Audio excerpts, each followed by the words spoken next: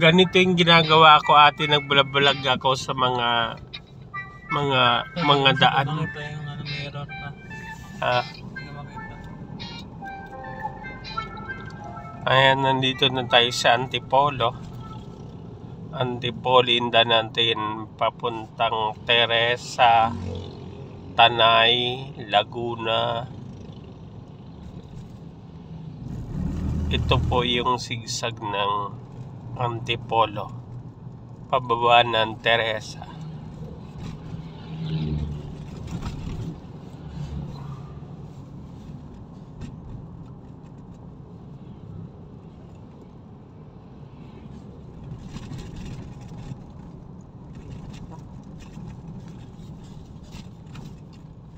Yung nag-aaral dun sa anak niya, ate, ni Ging, ay yung isa lang? Babae.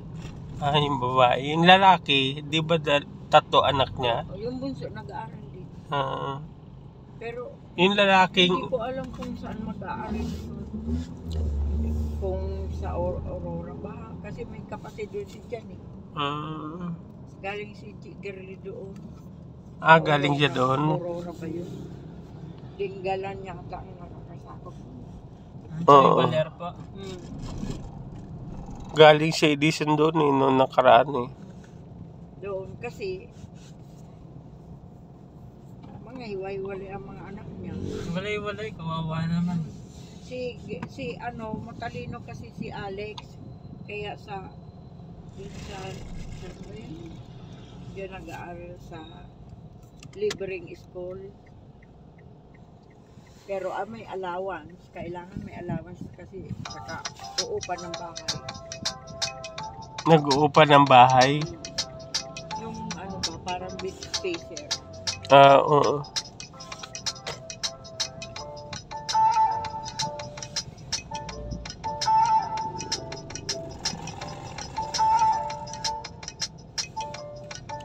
Yung babae, saan po nag-aaral? Sa Laguna?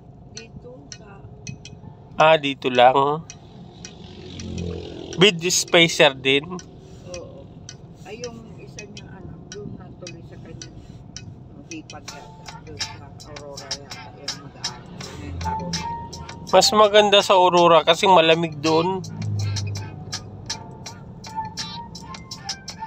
Presko.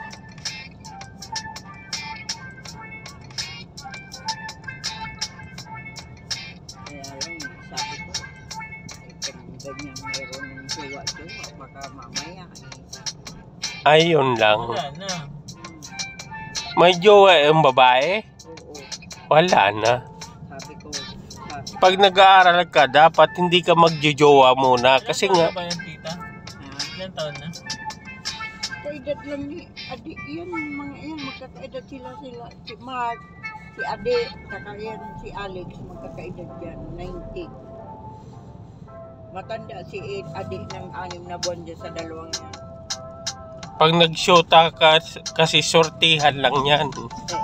Mabuti ko ang masyota hindi agresibo masyado ay kung agresibo ay ipatay na.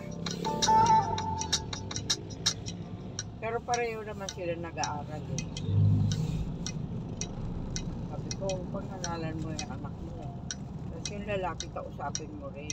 Kung sila may pangarap, huwag muna silang magsisiping. O kaya huwag nilang pabayaan na.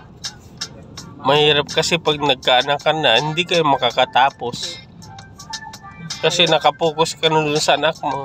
Paano sabi ko kung isipin muna nila yung pag-aaral. Kasi hindi sila magkakaroon ng magandang trabaho kung hindi sila makapag-tapos.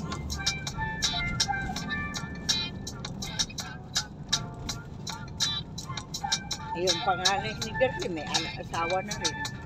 May anak na? Wala pa. Di ba nagbo-boxing yun, ate? O, ayaw na. Na-discourage na sa ama niya. Dati nakapokus talaga yun. At diba, magkasundo pa sila. Ngayon, hindi na ginagalang ang ama. Lagi na daw si binibaraban ng anak. Pag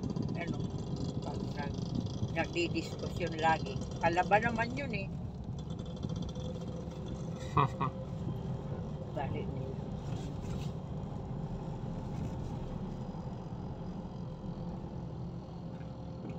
Wala sila sa pag walang pera, naalala ako, nanay, pairam po ng 500.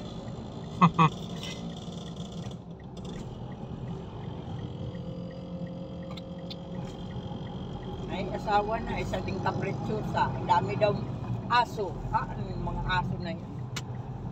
Ang mamahal pa naman mga aso na yan. Pagkain lang yun, ubos na yung budget mo. Ang mamahal ng pagkain ng dog eh. Sabi ko may isa ng aso, kukuha pa ng aso. Ano ba yan? Ani ng mga aso. Pati si Ella may aso din. Oo nga. Ay, naku. Ang laki-laki. Ang bigat-bigat. Dala-dala ng jowa. Ay, kay Lintis na aso yan. Sabi ko, buti na ng Ella. Hindi ka pa nagkakanak. Pag nagkaanak ka, ewan ko sa'yo. Nanay, iwan nila yung aso. Palit na yung bata. Kawawa naman ng aso. Ang ganda pa namang aso. Magandang aso. Kaya lang, siyempre, imbes na ayos ang lakad mo, may daldala ka pang aso. Ay, sabi ko, ano ba yun? Magandang aso naman. Kaya lang, ang laki na. Dati binili daw nila, akala nila hindi lalaki. Yung binigay ni Jan, hiningi niya doon kay Jan na aso. Ayaw nila dahil lumaki na malaking malaki. Ngayon, ibinigay sa kalapit bahay kasi malaki na nga. Pero maganda rin.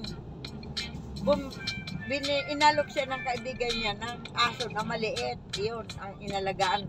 Ngayon, malaki na. Ang laki-laki din.